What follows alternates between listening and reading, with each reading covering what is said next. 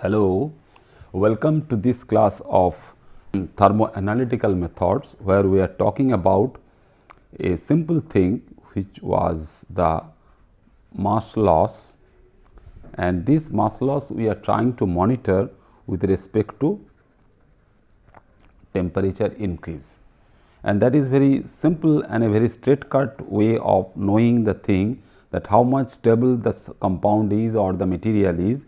So, one important thing is that it is very much useful for material characterization, and also sometime we can use this particular technique if we know nicely at what particular temperature the amount of mass loss is taking place, and that mass loss can be very much useful for some process development also.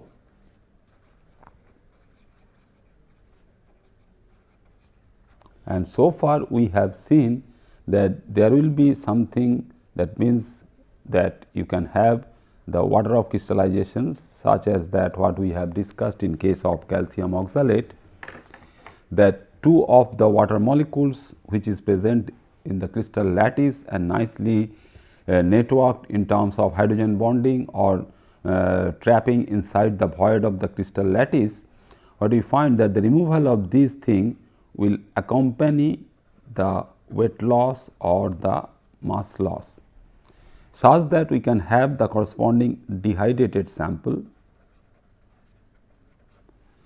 So, after knowing this thing, that means the dehydration process can take place, and if we have more number of water molecules, say 5, 6, 7 up to 10 water molecules, we have seen the examples of sodium carbonate.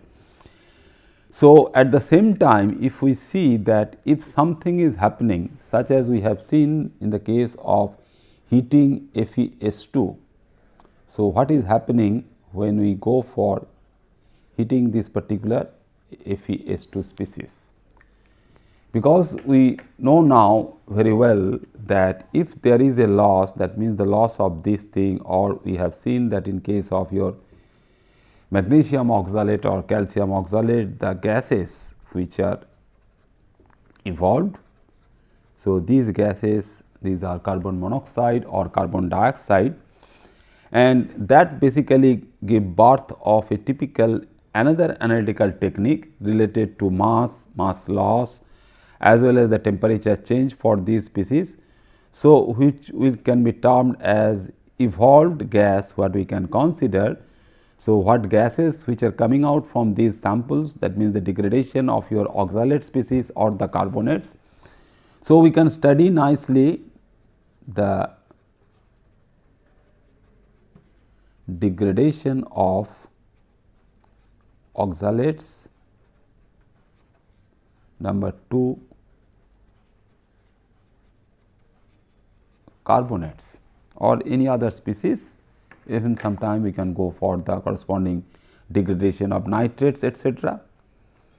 But in other cases, when we see that this evolved gas, if we go for its corresponding analysis, it can be termed as the evolved gas analysis. So, evolved gas analysis, and we have also seen the two different types of this particular type of mass loss when we consider the typical environment. So, when gases are coming out, such as your carbon monoxide or carbon dioxide, which are coming out from the solid thing which we are heating. So, this thing will go, and these two gases which are coming out. So, above the solid we have this particular gas. So, these two gases basically can maintain the corresponding environment.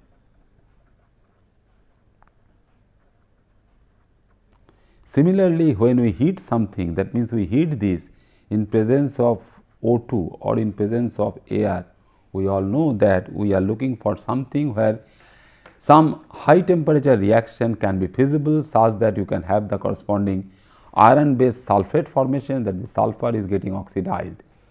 So, when sulfur, which is present as the anionic form of this metal ion salt, is getting oxidized, so degradation of any other non-metallic species like the sulfur burning, phosphorus burning, nitrogen burning, the gas burning also, the nitrogen gas burning. So, we can consider one after another for their typical burning process.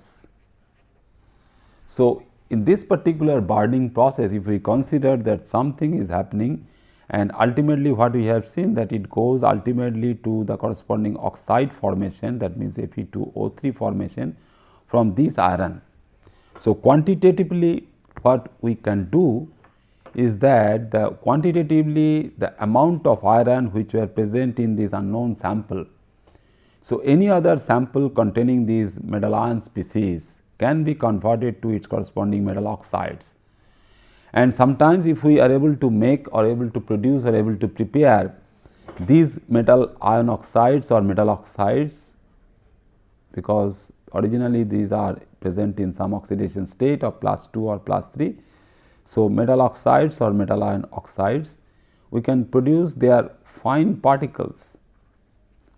So, it is possible to prepare those fine particles, and if they are in the very small size area or the nanometer area, we can consider that we will be able to prepare corresponding nanoparticles which have very good application, tremendous application in terms of their other property, other physical property. If they have corresponding semiconducting behavior, we can use these particles as the semiconducting material in the sensor process or any other thing. So, in between, after getting this, in between, when we see that we are talking about the corresponding burning of the sulfur part or the sulphide part or H2 2 minus part, which is present with this iron in the ferrous state, iron is in the ferrous state.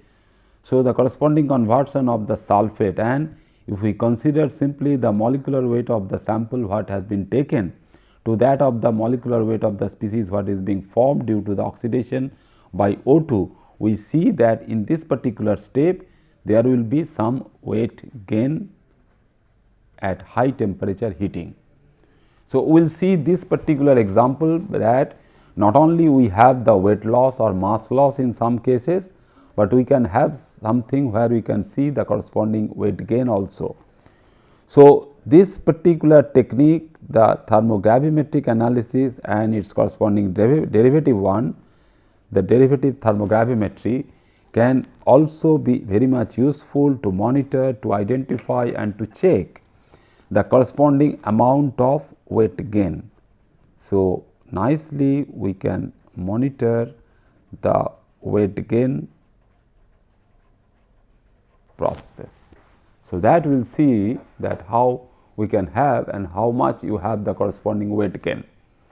So, what we see here, that the example of some chemical reaction what we can have with an increase in mass, that means we can have this particular one, that this particular reaction which is a thermochemical reaction we will consider. So, any such reaction when heat is utilized for any transformation, it can be decomposition or it can be conversion related to that of our oxidation with an increase in mass. So, like that of our FeS2 burning in air is similar to that, we have a corresponding increase in mass. So, instead of taking your FeS2 sample, we can also take a typical example again taken from your book. So, that oxidation of iron, we are taking that oxidation of iron powder in air. So, what we have seen just now, that we are talking something related to semiconducting oxide material. Your FeSt is your oxide material, but if your environment is such that Fe2O3 can be converted to very fine iron, metallic iron powder. So, what we should do? We should do something that at high temperature, so at high temperature we can go for its reaction with hydrogen gas or any other source where this H2 can go for the typical reaction. So, after that reduction, that means we start from here, we have the sulphate as the intermediate, then we go to the corresponding oxides, and some of the time we can also get the other variety, that means Fe3O4, the mixed oxide of the iron can also be able to make from there, and the fine particles of Fe2O3 is also there, and if we go for the corresponding reduction of this Fe2O3, we can go for fine iron powder. So, now we just try to monitor the corresponding these iron particles, because these iron particles can also again be your fine particles. You can function these as the nanoparticles, but again in terms of say simple characterization, how good they are, because sometimes these particles, if they are very fine, they immediately react with the O2 present in airs, and these fine particles will be pyrophoric in nature. So, they can be pyrophoric, they can be catalytic, and they can have other good examples.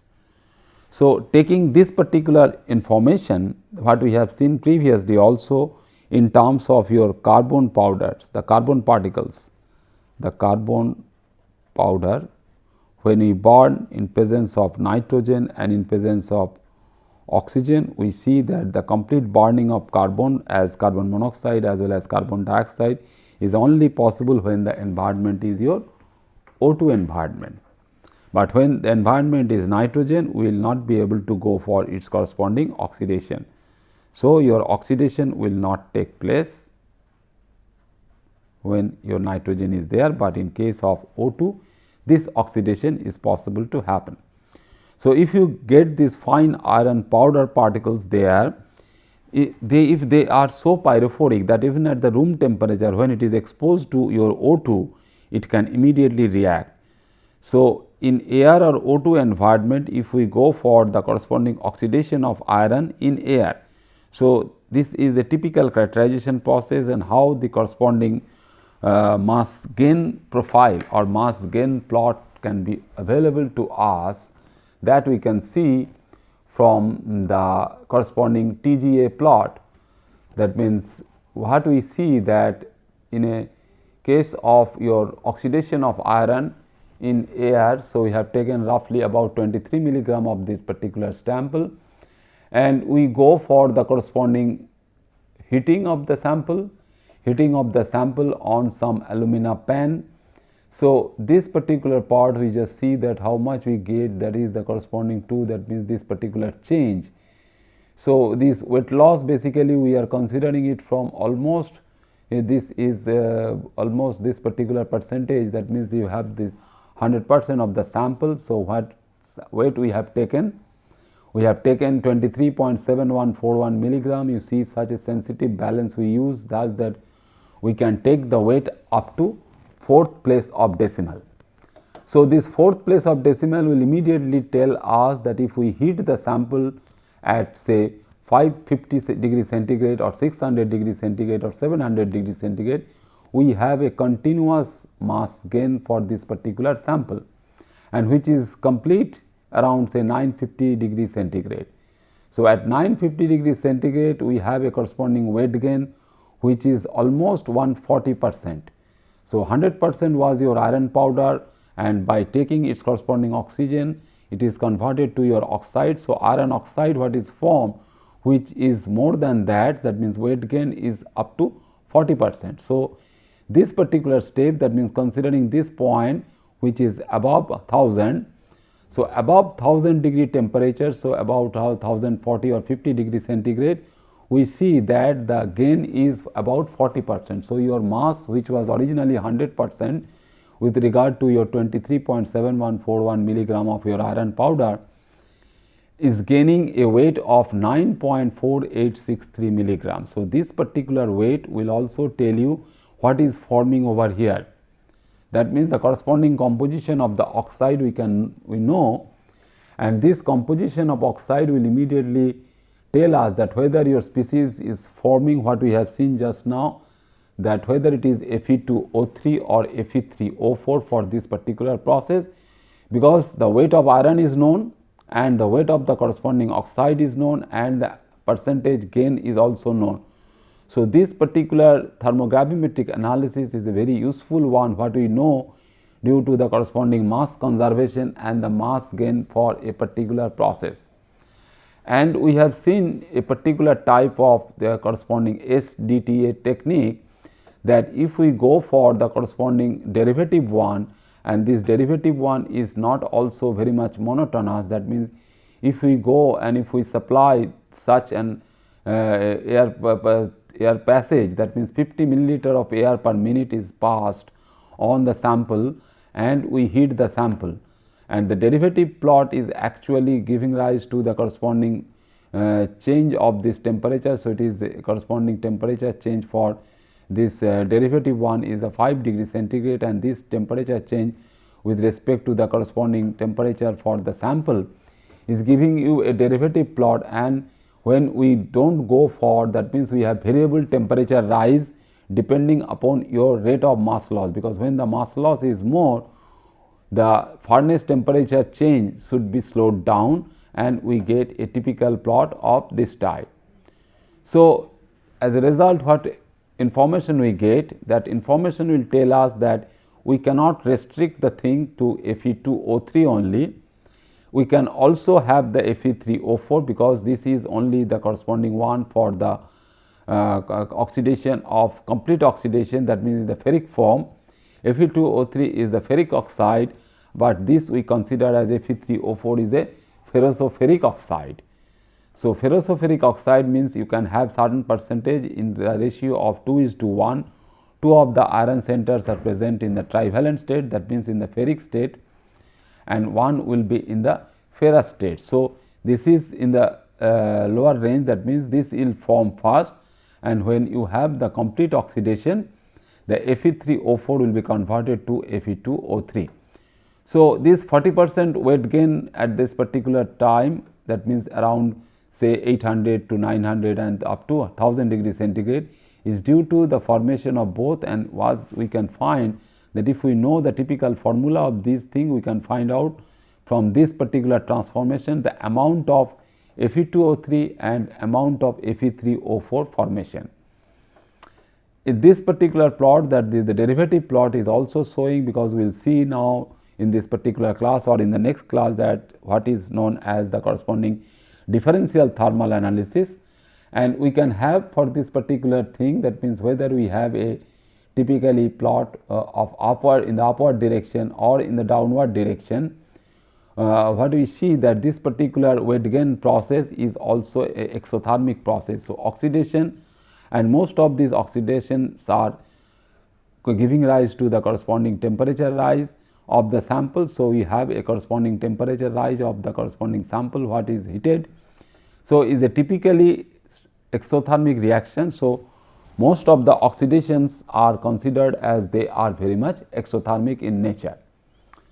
So, how we use the corresponding data what we get, that means the at what temperature we have the corresponding change in the corresponding mass, and such that we can have different data points. So, temperature versus mass of the sample we plot, and now we try to evaluate the informations what we can gather, which is quantitative in nature, is known as the corresponding quantitative evaluation of your data what we can get from your thermogravimetric analysis.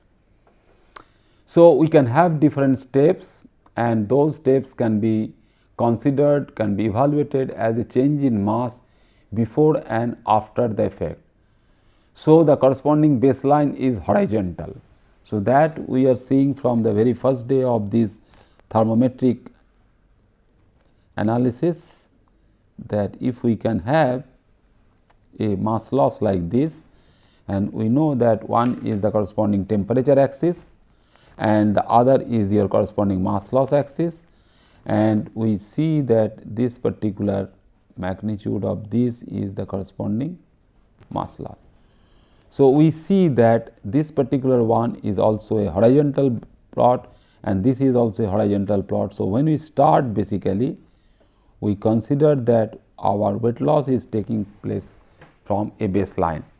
That means, from a temperature range of say this to this, where we see that the water of crystallizations are going out in case of heating your oxalate samples of calcium and magnesium, and this water loss from this particular point is that within a very small temperature range, this range is very small.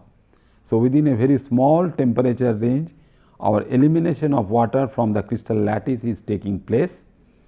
So, before that, that means this is the room temperature starting, and this can be around 100 degree centigrade.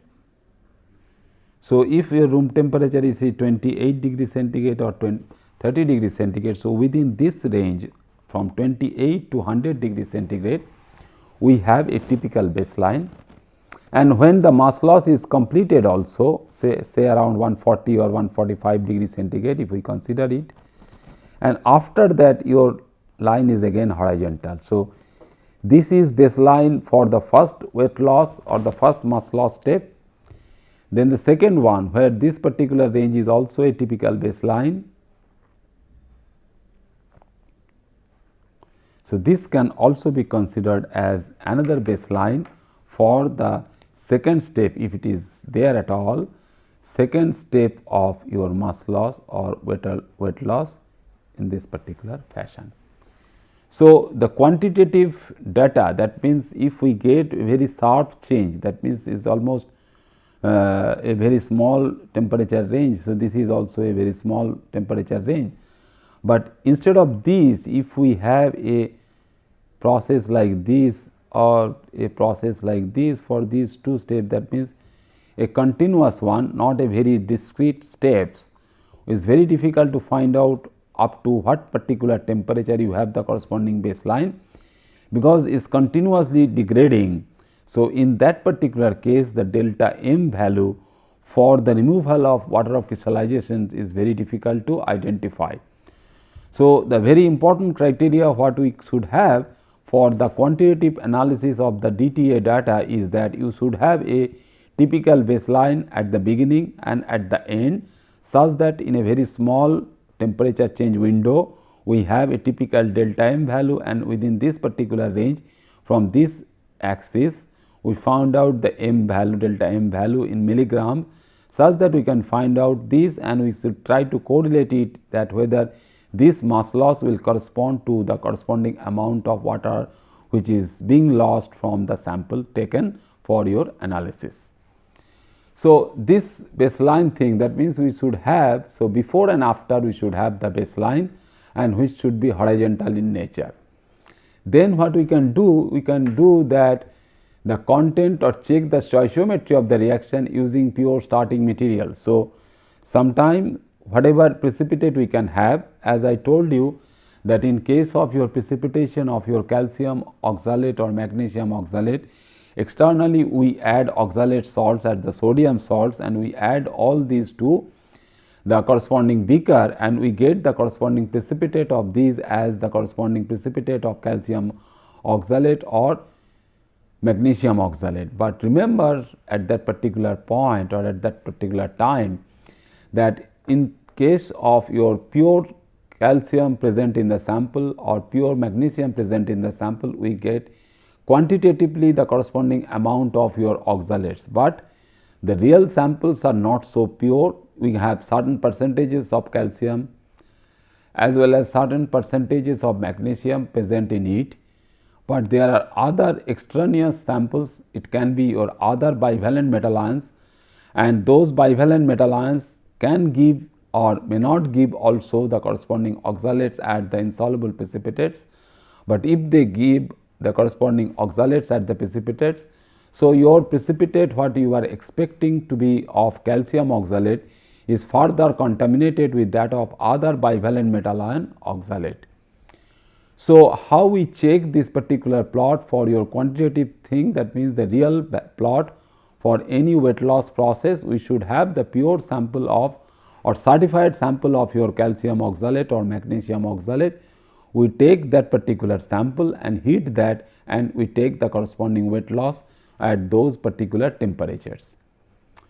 So, this basically is taken from the one good book is Principles and Applications of Thermal Analysis by Paul Gabott, and we have adapted some of these things, that means the plots and all this from this particular book. So, if we take now a very simple example what we are studying from our school days, that a good reference you can have for handling your instruments is copper sulphate, which is having 5 water of crystallizations. So, copper sulphate pentahydrate we call these. So, this copper sulphate pentahydrate, what we find and we try to see the copper environment, whether your these water molecules are bound to it, or we can have some sulphate bound to it, and all these things. How sulphate? So, two things, that means you have the anionic SO4 2 minus and the water molecules which are surrounding your bivalent copper 2 center, and in the solid state packing, basically solid state crystal you have and the packing is therefore very important. And when it is packed, basically we are packing this particular hydrate salts within the crystal lattice, and when we heat it, and what we are looking for, the corresponding loss of water of crystallization. So, here also we are looking for this loss, as well as we will be looking for something where we can consider that whether your sulphate is also getting lost from the species or not. That we will also see, because we have a very good example. Always we should try to keep in our mind that when we heat it, we get the corresponding sulphate of it, and then we can get two things together. That means, we can have the corresponding oxides, or we can have the corresponding pure metal, that means the iron powder. So, these are the things basically what we can consider. So, heating a particular sample, which can be a very good reference material for any instrumental thing which can be standardized. So, it is your reference material also for standardizing the instrument, for standardization of TG apparatus. So, if we want to standardize the corresponding TG apparatus, we must take a very pure sample of your copper sulphate pentahydrate. So, if we take about 31.5 milligram of this particular sample, what we find that this 31.5 milligram of this sample, if we heat it, so we have one step of loss, then the second step of loss, and the third step of loss.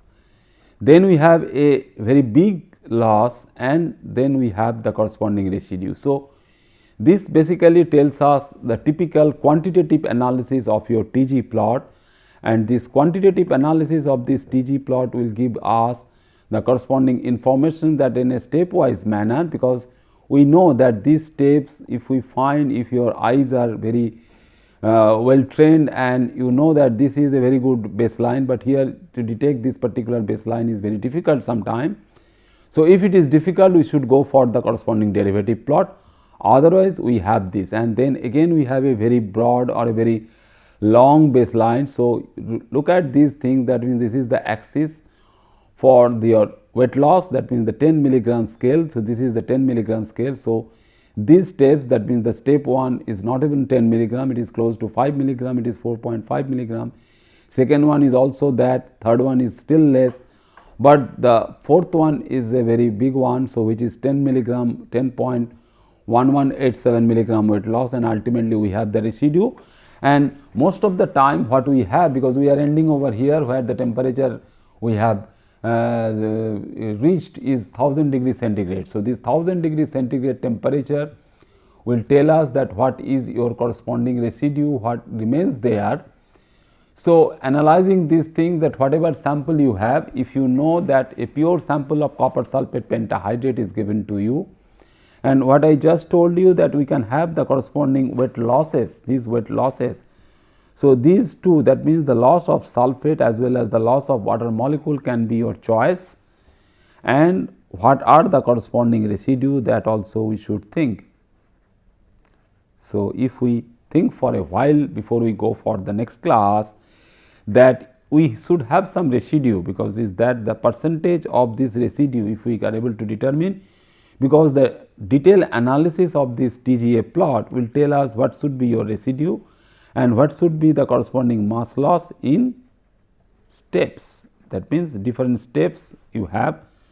So, if you consider that you have 5 water molecules and 1 sulfate anion, so 5 plus 6 species are there. So, we may not get 6 steps for this water loss, but we can have less number of those steps, but meaningfully and chemically meaningful also, because we must have something which is your residue, which should have a good formula for that, the way we have seen in case of your heating of your FeS2 or your heating of your iron powder to get the corresponding oxides of your iron. So, in our next class we will see how we can analyze and how we can quantify basically the corresponding thermal degradation of pure copper sulfate pentahydrate sample. Okay, thank you very much.